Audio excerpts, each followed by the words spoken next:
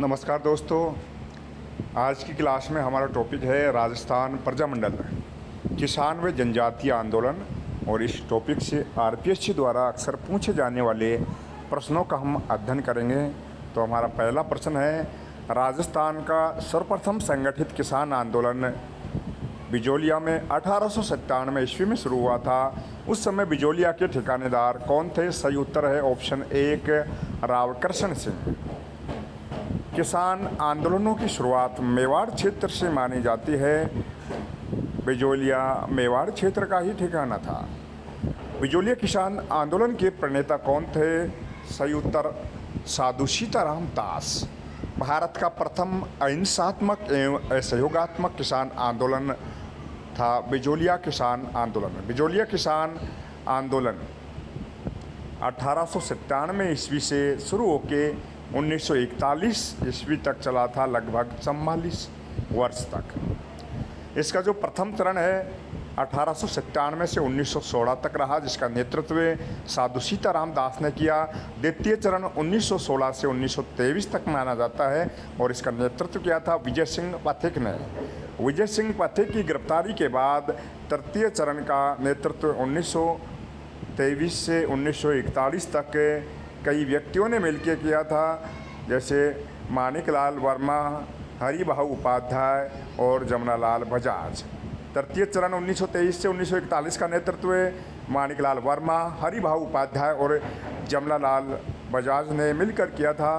किसे किसान आंदोलन का जनक कहा जाता है? सही उत्तर है ऑप्शन सी विजय सिंह पाठक। विजय सिंह पाठक को किसान आंदोलन का जनक कहा जाता है। चुन्नीलाल शर्मा, रूगाराम चौधरी, रामाराम चौधरी और पन्नाराम चौधरी किस किसान आंदोलन के दौरान शहीद हुए थे? सही उत्तर ऑप्शन डी दावड़ा किसान आंदोलन के दौरान। दावड़ा किसान आंदोलन के दौरान चुन्नीलाल शर्मा, रूगाराम चौधरी, रामाराम चौधरी और पन्नाराम चौधरी शहीद हुए थे। मथुरादास माथुर ने किस घटना के लिए कहा था कि आधी शताब्दी तक राजनीतिक जीवन में रहते हुए जब भी पीछे मुड़कर देखता हूं तो सबसे अधिक झकझोरने वाली घटना दावड़ा ही लगती है? ये कथन दावड़ा किसान आंदोलन के बारे में मथुरादास माथुर ने कहा था। मथुरादास माथुर दावड़ा सम्मेलन के मुख्य आयोजक थे। जयनारायण व्यास को राजनीतिक चेतना का जनक कहा जाता है। सही उत्तर ऑप्शन 1 जोधपुर में। जोधपुर में राजनीतिक चेतना का जनक कहा जाता है जयनारायण व्यास को। किसानों और जनता का ध्यान आकर्षित करने के उद्देश्य से मारवाड़ हितकारिणी सभा ने कौन सी पुस्तिकाएं प्रकाशित की थी? सही उत्तर है ऑप्शन सी, जिसमें आएगा पोपाबाई की पोल और मारवाड़ की अवस्था। किसानों और जनता का ध्यान आकर्षित करने के लिए मारवाड़ हितकारिणी सभा ने पोपाबाई की पोल और मारवाड़ की अवस्था नामक पुस्तिकाएं प्रकाशित करवाई थी। जोधपुर रियासत में 100 तोले के शेर को 80 तोले में परिवर्तन करने पर 1920-21 में इसका विरोध किया गया और वहां किसके नेतृत्व में मापतोल आंदोलन चलाया गया? सही उत्तर है चांदमल सुराणा के नेतृत्व में। चांदमल सुराणा के नेतृत्व में जोधपुर में मापतोल आंदोलन चलाया गया था 1920-21 में। सीकर किसान आंदोलन का नेतृत्व किसके द्वारा किया गया था? सही उत्तर है ठाकुर देशराज। ठाकुर देशराज द्वारा सीकर किसान आंदोलन का नेतृत्व किया गया। शेखावटी में किसान आंदोलनों का प्रारंभ सीकर ठिकाने से माना जाता है। सीकर जयपुर रियासत का भाग था। कल्याण सिंह के द्वारा करों में वृद्धि के विरोध में किसानों ने लगान देना बंद कर दिया था और ठाकुर देशराज के नेतृत्व में आंदोलन किया गया। ठाकुर देशराज ने राजस्थान जाट महासभा का गठन किया था। किसने लंदन से प्रकाशित होने वाले डेली हेराल्ड समाचार पत्र में भी सीकर किसानों की समस्या से संबंधित लेख लिखे और इंग्लैंड में सीकर के किसानों के समर्थन में वातावरण तैयार करने का महत्वपूर्ण कार्य किया? सही उत्तर है रामनारायण चौधरी ने। रामनारायण चौधरी के प्रयासों से मई 1925 में हाउस ऑफ कॉमन्स के सदस्य पैट्रिक लॉरेंस ने सीकर के किसानों के मामले में प्रश्न पूछा था। इस प्रकार कूदन गांव हत्याकांड इतना विभत्स था कि सीकर किसान आंदोलन का मामला न केवल भारत की सेंट्रल असेंबली में उठा बल्कि इंग्लैंड के हाउस ऑफ कॉमन्स में भी उठा था। बहुत ही महत्वपूर्ण प्रश्न है सीकर किसान आंदोलन से संबंधित कूदन गांव हत्याकांड इतना विभत्स था कि यह मामला न केवल भारत की सेंट्रल असेंबली में उठा बल्कि इंग्लैंड के हाउस ऑफ कॉमन्स में भी उठाया गया था। और इसके संबंध में किसानों की समस्या को लेकर इंग्लैंड में सीकर के किसानों के समर्थन में वातावरण तैयार किया था रामनारायण चौधरी ने। मारवाड़ लोक परिषद में किसान सभा के नेताओं को शरण देने के कारण पन्नाराम चौधरी व उसके पुत्रों मोतीराम को मार दिया गया था। यह घटना संबंधित है डाबड़ा किसान आंदोलन से। डाबड़ा वर्तमान में डीडवाना कुचामन जिले में है। डाबड़ा इससे पूर्व नागौर में था, लेकिन नए जिलों के गठन के बाद यह डीडवाना कुचामन जिले में चला गया है। शेखावटी में किसान जागरण का कार्य आरंभ किया था रामनारायण चौधरी ने। 1922 में चिड़ावा में अमर सेवा समिति की स्थापना की थी मास्टर प्यारेलाल गुप्ता ने। मास्टर प्यारेलाल गुप्ता को चिड़ावा का गांधी कहा जाता है। ये उत्तर प्रदेश के अलीगढ़ जिले के रहने वाले थे।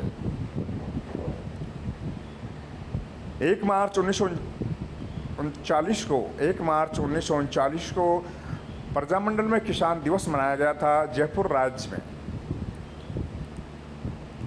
राजस्थान सरकार ने जागीरी व जमींदारी उन्मूलन अधिनियम पास किया था 1952 ईस्वी में। महत्वपूर्ण प्रश्न है 1921 में शुरू बेंगू किसान आंदोलन का नेतृत्व करता था रामनारायण चौधरी। बेंगू किसान आंदोलन 1921 का नेतृत्व करता था रामनारायण चौधरी। बेंगू ठिकाने का जागीरदार था ठाकुर रावत अनूप सिंह। बिजोलिया ठिकाने में भूमि कर निश्चित करने के लिए कौन सी प्रथा प्रचलित थी? सही उत्तर है कुंता प्रथा। बूंदी किसान आंदोलन का नेतृत्व रामनारायण चौधरी के कहने पर किसने किया था? नैनूराम शर्मा ने। बूंदी किसान आंदोलन का नेतृत्व रामनारायण चौधरी के कहने पर पंडित नैनूराम शर्मा ने किया था। राजस्थान केसरी और नवीन राजस्थान नामक समाचार पत्रों का बिजोलिया किसान आंदोलन में महत्वपूर्ण योगदान था। दोनों ही समाचार पत्रों के संपादक थे विजय सिंह पाठक। बिजोलिया किसान आंदोलन में महत्वपूर्ण योगदान रहा था राजस्थान केसरी और नवीन राजस्थान नामक समाचार पत्रों का, और इन समाचार पत्रों के संपादक थे विजय सिंह पाठक। तोल आंदोलन को किस किसान आंदोलन का आरंभ 1920 में माना जाता है?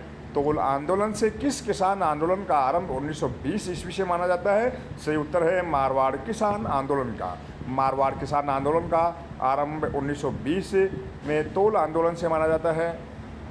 जोधपुर में तोल आंदोलन की शुरुआत 1920-21 में किसने की थी? चांदमल सुराणा ने। जोधपुर में तोल आंदोलन की शुरुआत 1920-21 में चांदमल सुराणा ने की थी।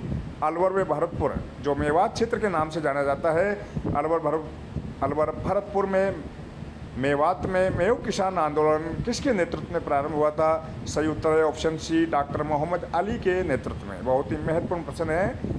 अलवर भरतपुर में मेवात में मेव किसान आंदोलन प्रारंभ हुआ था डॉक्टर मोहम्मद अली के नेतृत्व में। मेव जाति का आंदोलन 1931 में शुरू हुआ था। अलवर भरतपुर के मेव बाहुल्य क्षेत्र को मेवात कहते हैं। यह लगान विरोधी आंदोलन था। आंदोलन का नेतृत्व मोहम्मद अली के द्वारा किया गया था 1932 में, तो इसका नेतृत्व यासीन खान ने किया था।